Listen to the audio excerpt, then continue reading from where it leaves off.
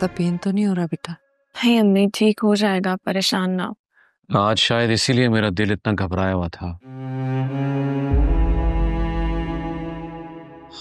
मुझे क्या पता मेरे बच्चों के साथ ये सब कुछ होने वाला है। तो सही कहते हैं कि औलाद के साथ माँ बाप के दिल के तार जुड़े होते हैं। तुम्हारे भाइयों से मैंने कहा था कि मैं जा रहा हूँ, इसलिए फौरन घर पहुंच गए। अब आप सही किया आपने। मैं तो कहता हूँ कि आप बस थोड़ी देर के लिए शॉप पे जाया कर, उसके बाद घर पे आराम कीजिए। नहीं बेटा, वो मेरी जिम्मेदारी है और जब तक मुझ में हिम्मत है वो जिम्मेदारी मैंने खुद ही निभानी है। अम्मी, मैं कुछ देर आराम करूंगी, इससे बैठा नहीं जा। हाँ बेटा जरूर, जा अपने कमरे में आराम करो, आराम से।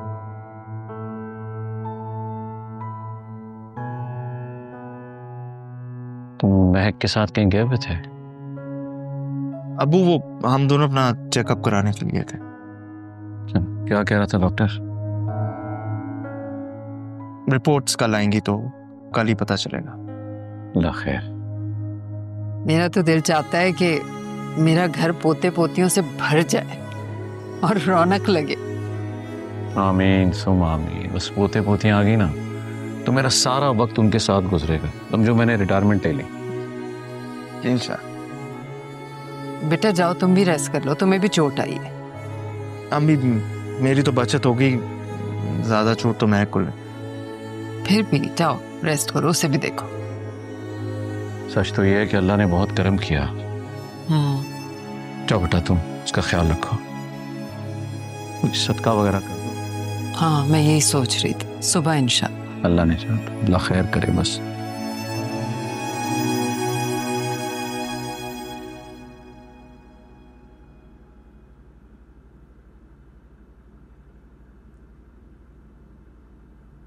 डॉक्टर ने डेट कब की दी है?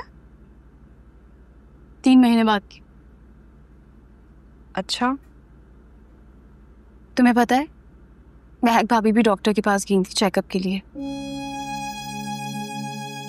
चाहती हैं कि उनकी गोद भी भर जाए। अच्छा, तो वो इसलिए गई थी डॉक्टर के पास? मेरी तो अल्लाह से यही दुआ है कि अल्लाह तुम्हारी और महक भाभी दोनों की गोद भरते। देखो ना, महक भाभी और रियान भाई का कितना बुरा एक्सीडेंट हुआ है। अल्लाह का शुक्र है कि ज्यादा चोटें नहीं आई।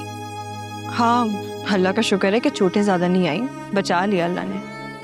लेकिन ईमान, तुम एक बात सुन लो कि तुम शाबीर के साथ बाइक पे कहीं भी मत जाना। ऐसा ना हो कि वो हादसा तुम्हारे साथ भी हो जाए। अल्लाह ना करे। मैं तो ज्यादातर घर में ही रहती हूँ। वैसे भी मुझे अपने बच्चे का बहुत एहसास है, मैं इसके लिए कुछ भी कर सकती। हाँ, माँ बनने का एहसास बहुत अच्छा होता है ना ईमान।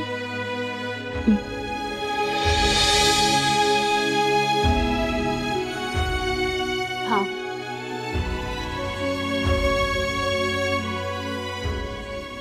ऐसा लगता है कि अल्लाह पाक ने तमाम खुशियां इन्हीं झोली में डाल दी।